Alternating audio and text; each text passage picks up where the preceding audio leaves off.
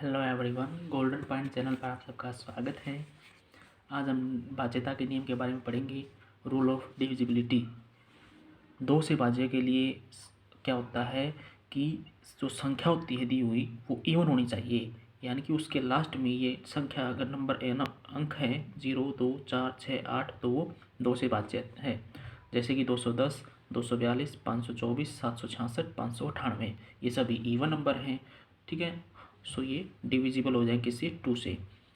फिर है 3 से भाज्यता का अंकों का जो सम है ना वो 3 से भाज्य होना चाहिए। लिखा हुआ है अंकों का योग 3 से भाज्य हो, तो 266 है, इसका अंकों का योग करेंगे 2 + 1 + 6 कितना हो जाएगा 9। 3 से भाग्य है तो ये संख्या भाज्य हो जाएगी। जैसे कि 1743, इनको जोड़ करो, 7 और 1 8 और 4 12 और 3 15, 15 3 से डिविजिबल है तो ये नंबर भी डिविजिबल हो जाएगा। जैसे 5 और 3 5 और 1 6 और 3 9, अगर 9 डिविजिबल करेंगे 3 से तो ये भी हो जाएगा। तो पता चल गया आपको अंकों का योग क्या होना चाहिए 3 से डिविजिबल, तो संख्या 3 से भाज्य होगी। 4 से भाज्य के लिए जो उसके लास्ट के 2 अंक होते हैं ना वो 4 से भाज्य होंगे। जैसे कि 16 4 से डिवाइड होता है, 24 4 से डिवाइड होता है, 64 4 से डिवाइड होता है, तो संख्याएं हैं वो 4 से भाज्य होंगी। 5 से भाज्यता का नियम, उसके इकाई अंक जो होता है लास्ट डिजिट जिसको कहेंगे 0 और 5 होना चाहिए, 0 हो या फिर 5 हो। ठीक है, जैसे कि 110 में 0 है, लास्ट में 5 है, यहाँ 5 है, यहाँ भी 5 है। ठीक है, जैसे 1000 है, 1000 उसमें लास्ट में क्या है 0, यानी कि 0 या 5 इनमें से कोई एक होना चाहिए तो वो डिवाइड होगा। फिर है 6 से भाज्य। 6 से भाज्यता में क्या होता है 2 और 3 दोनों से भाज्य होना चाहिए। ठीक है, यानी कि इसके ऊपर 2 का रूल भी लगना चाहिए, 3 वाला दोनों रूल लगा दो।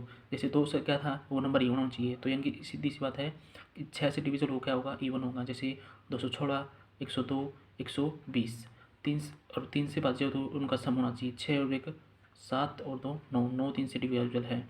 ठीक है, जैसे कि 102 कितना हो जाएगा सम 3, 3 3 से डिविजिबल है, तो ये इनकी 6 से डिवाइजिबल का रूल है।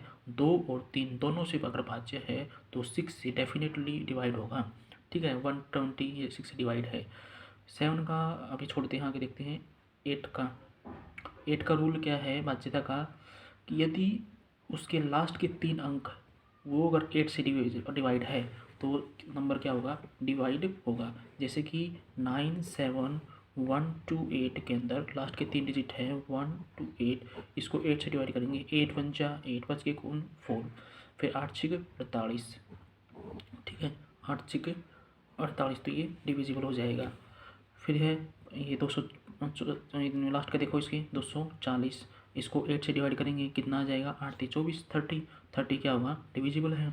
फिर आगे 9 से भाज्य का नियम, उसके अंकों का योग 9 से भाज्य हो, बिल्कुल सेम तरीके की तरह। अगर 3 से डिवाइड करना हो तो क्या करेंगे उसको सम करके अंकों का और उसको डिवाइड कर देंगे 3 से, तो हो जाएगा किससे डिवाइड 3 से उस नंबर। अगर अंकों का योग 9 से भाज्य है तो वो 9 से भाग होगा। जैसे 5 7 6 इनको सम करेंगे 7 और 12 और 6 18, 18 9 से डिवाइड है तो ये डेफिनेटली 9 से डिवाइड होगा। और 18 3 से भी भाग जाता है तो ये डेफिनेटली 3, यानी कि ये जो संख्या है वो 3 से डिवाइड है और 9 से भी होती है। ठीक है, फिर आगे देखेंगे 10 से भाज्यता का नियम, यदि उसका इकाई अंक 0 है तो वो 10 से डेफिनेटली डिवाइड होगा। 10 का तो बहुत ही चीज़ सबको पता ही है।